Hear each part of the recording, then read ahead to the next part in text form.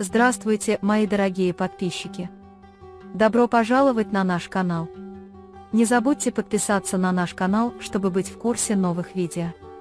Ему не говорят, что Берфина похитили из особняка, поэтому он думает, что они куда-то собираются. Никто не отвечает Берфину, когда он спрашивает, что произойдет, когда мы уйдем, куда мы идем, и Берон отводит машину в сторону. Берфин спрашивает, почему мы здесь остановились, и когда все выходят из машины, Берфин выходит и спрашивает, что происходит, почему ты такой тихий. Когда Акиф говорит, что нам нужно с тобой кое о чем поговорить, Берфин спрашивает, что происходит, Акиф, не пугай меня. Когда Акиф говорит, что полиция все узнала, Берфин спрашивает, как никто не знал. Когда Акиф говорит, что кто-то сообщил о нем в полицию и они приехали за тобой, Берфин спрашивает, как они собирались меня арестовать, кто это сделал, у тебя были друзья полицейские, давай у них спросим. Трудно сказать, но когда Акиф говорит, что мать сообщила на тебя, Берфин сначала не верит, но после того, как Акиф так говорит, Берфин очень расстраивается, потому что моя мать отказалась от меня и пожертвовала мной. Когда Берфин говорит, что полиция рано или поздно меня найдет, куда я побегу, Берон и Дилан говорят, что мы, твои матери, будем прятать тебя, пока ты не сознаешься, я не позволю тебе принять это преступление в одиночку. Теперь вы с Акифом берете такси и едете, он знает, что делать. Он говорит, что мы вернемся в особняк с Диланом и посмотрим, что произошло. Когда Тарик узнает о том, что сделала госпожа Хаджер, он очень злится на нее. Когда она говорит, что те корабеи, которые вам не нравятся, защищают моего брата, госпожа Хаджер говорит, что они все притворяются, что хотят посадить нас в тюрьму. Когда Тарик говорит, мама, мы твои пешки, ты просто используешь нас для мести, госпожа Хаджер очень злится. Он говорит, что я пережил со своими двумя детьми. Из-за этих корабеев я им отомщу, они не умрут, не испытав того, через что они меня заставили. Что касается Берфина, то я много раз говорил ему держаться подальше от этого старого копа, он выбрал свой собственный путь, мне больше нечего с ним делать. Тарик говорит, нет, мама, мы семья, он мой брат, мы никогда не отвернемся от него. Когда Акиф и Берфин пришли к госпоже Айхан, она по их лицам поняла, что что-то произошло, и спросила, что случилось. Затем, пока госпожа Айхан находится на кухне, приходит Акиф и предупреждает ее, что девушка пробудет здесь несколько дней и никто об этом не узнает. Джейда говорит Тарику, что твоя мать поступила неправильно, Тарик фактически подверг тебя опасности, если два полицейских зададут вопросы, они запутаются и все расскажут. Тарик говорит, что когда он сломал часы Аднана в прошлом, как бы он его ни толкал, он не сказал мне, что я их сломал, этот человек сломал ему руку, но больше об этом не говорилось. Джейда говорит, что ты не оказал ему услугу, ты защитил его от всего. Тарик говорит, что я сделал все необходимое, всегда защищал его и буду защищать. Затем он звонит Нуману и просит подготовить паспорт Берфина.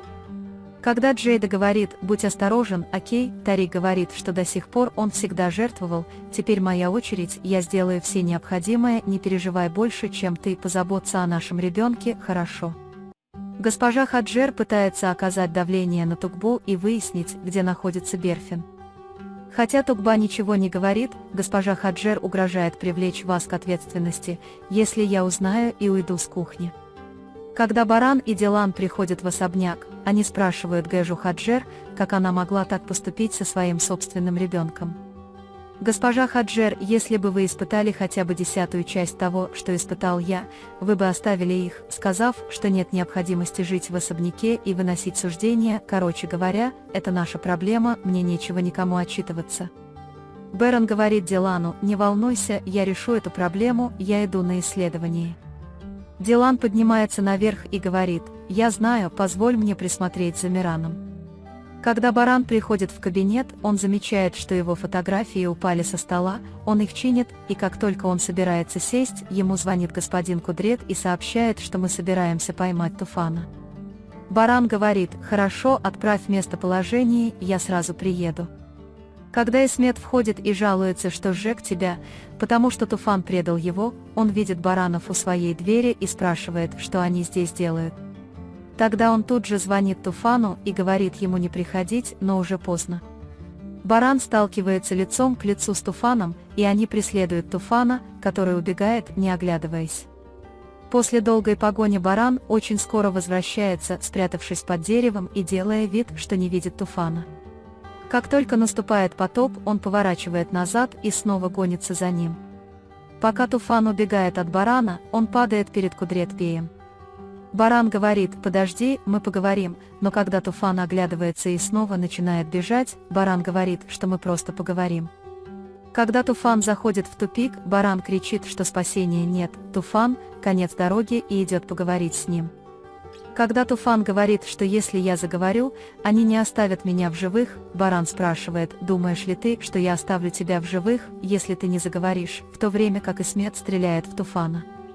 Кудретбей оставляет его, и баран бежит за Исметом. Когда Исмет прячется за садовой стеной, баран сердито кричит, что они вероломны, кладет пистолет на пояс и возвращается.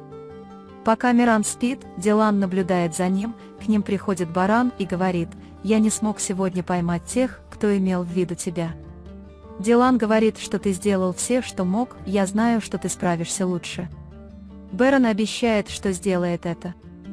Затем, когда Дилан говорит, что Миран весь день расспрашивал о ней и ждал ее прихода, Берон говорит, что я пренебрегал ею в эти дни. Дилан говорит: «Не волнуйся, у нас еще есть жизнь, которую мы проведем с ним, ты обязательно это компенсируешь». Когда Берон говорит, что в компании есть дела, требующие одобрения, и мне нужно о них позаботиться, Дилан спрашивает: «Могу ли я тоже прийти?» Берон говорит, конечно, просит Мирана хорошо выспаться и выходит из комнаты. Когда они идут в кабинет, чтобы посмотреть на работу, Дилан замечает, что фотография Мирана падает на пол, в то время как Берон просматривает рабочие файлы. Глядя на картину с улыбкой и думая, что наш художник уронил одну из своих работ, баран видит за картиной картину Исмета. Берон сразу узнает его и задается вопросом, может ли Дилан быть тем, кого Миран назвал уродливым человеком. Когда Берон говорит, что мы должны спросить Мирана, Дилан говорит, что он сейчас спит, ребенок напуган, а ночь есть ночь. Баран звонит Акифу и просит его выяснить, освобожден ли Исмет из тюрьмы. Затем он звонит господину Кудрету и приглашает его в свой кабинет. Госпожа Айхан по поведению Берфин понимает, что у нее проблема. Когда господин Кудрет приходит в учебную комнату и говорит, что ситуация сложнее, чем мы думали, баран получает сообщение от Акифа, в котором сообщается, что Исмет освобожден из тюрьмы. Он говорит, что спросит барана Акифа и попросит его собрать больше информации об Исмете. Когда Дилан говорит: «Я не понимаю, какие проблемы с нами может возникнуть у человека, попавшего в аварию», Берон говорит: «Это не был несчастный случай, поэтому все было запланировано». Пока Эпек дарит Берфин ее пижаму и говорит, что очень рада быть с ней, и просит ее вообще не уходить и даже говорит, что ты можешь переспать со мной, приходит Акиф и забирает ее. Затем он садится на кровать рядом с Берфином и говорит: «Я знаю, что ситуация очень трудная, но она пройдет. Это твоя жизнь, она пуста, чтобы мы не говорили со стороны, но я не могу смотреть, как ты жертвуешь собой у всех на виду, но я найду способ не потерять женщину, которую люблю», говорит он. И выходит из комнаты. Баран ложится спать, но не может заснуть. Он говорит, что хочет как можно скорее найти тех, кто все это время планировал для нас зло и творил зло. Дилан говорит: «Я не могу понять, я хочу как можно скорее найти ответ на все эти проблемы, которые мы переживаем». Когда Берфин выходит подышать свежим воздухом в сад, Акиф видит ее и предупреждает, что вас ищет полиция, вам лучше не выходить, будьте осторожны, и отправляет ее внутрь. Госпожа Айхан слышит, что произошло, и спрашивает Акифа, что произошло. Когда Акиф рассказывает, что произошло, он говорит, что до сих пор вы были человеком закона и не стали бы делать такие секретные вещи, а что, если у вас возникнут проблемы? Акиф говорит: «Не волнуйся, тетя, я очень скоро решу эту проблему». Баран ждет снаружи с газетой Исмета в руке. Когда Дилан приходит к нему и говорит, что я немного нервничаю, Берон говорит: «Не нервничай, чем больше информации мы получим, тем ближе мы подберемся к врагу». Тарик приходит к дому Акифа и стучит в дверь. Когда госпожа Айхан открывает дверь и говорит, что мы ее не ждали, Тарик говорит: извините за беспокойство, я собирался навестить своего брата. Когда Берфин спрашивает, как ты меня нашел, Тарык отвечает, что это нетрудно догадаться, и говорит, что ты не можешь больше здесь оставаться, тебе придется уехать за границу, смотри, я все устроил. Когда вы спрашиваете, как поживает Берфин, Тарик отвечает, что у вас нет другого выбора, кроме этого. Пока Дилан говорит, что мне жаль, что я не смог защитить тебя, пока Миран спал, приходит Берон и говорит, что все пройдет. Дилану очень трудно пережить такую сильную боль в таком юном возрасте. Он спрашивает Барана, ты помнишь тот день, когда мы узнали о нем, и они помнят тот день, когда Дилан сообщил Барану хорошие новости о том, что он становится отец. Берон, как я могу забыть, что самый прекрасный момент в моей жизни – это день, когда Миран родился, и он помнит первый момент, который увидел в тот день. Затем Берон говорит, как только я увижу вас двоих, давайте с этого момента жить своей жизнью. Дилан говорит, давай жить, Берон говорит, давай жить очень счастливо с нашим сыном. Когда Берон хотел не только нашего сына, но и других детей, они строили планы на будущее, чтобы у наших детей Дилан тоже были дети.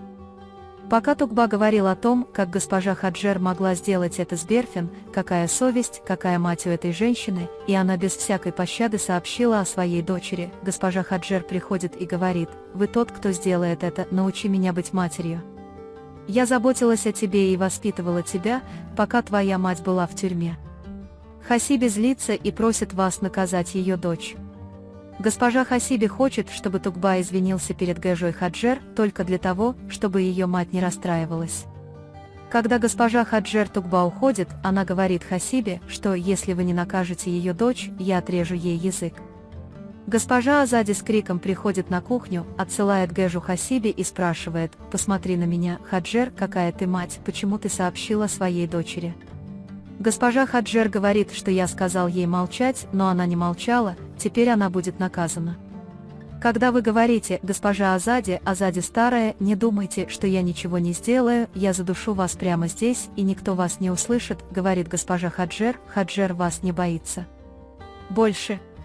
Госпожа Азади говорит, что вам лучше бояться, если вы сделаете еще один шаг, чтобы навредить Берфину, я уничтожу вас, остановитесь сейчас же. Когда Дилан и Баран выходят подышать свежим воздухом в сад, дядя Ахмед приглашает их выпить чаю. Затем он рассказывает им случай из своей жизни, который объясняет, как важно быть благодарным. Он говорит, что вы должны быть благодарны за то, что можете выжить против пережитого вами зла, что вы можете остаться рядом, что эти беды и бедствия сближают вас и что вы даже можете избавиться от этих бед, не восставая. Дилан и Берон говорят спасибо Богу. Когда Берон спрашивает Мирана в своем кабинете, «Ты принес мне эту фотографию?» Миран отвечает, «Да, принес». Когда Баран затем показывает Исмета из газеты и спрашивает, тот ли это уродливый человек, о котором вы говорили, Миран пугается и сначала молчит. Баран и Дилан говорят, «Не бойся, сынок, мы с тобой, не волнуйся, никто не сможет тебе навредить». Затем он спрашивает Мирана, где они нашли эту бумагу. Миран говорит, что она была в гостиной рядом с газетами. «У меня в то время не было бумаги, чтобы рисовать, поэтому я купил ее у него». Дилан говорит, что ты молодец, сынок, конечно, ты справишься. Затем Дилан и Берон вспоминают день, когда исчезла газета. Вы можете поделиться своим ценным мнением в разделе комментариев. Не забудьте подписаться и включить уведомления, чтобы увидеть больше видео. Увидимся в следующем видео. Береги себя. До свидания.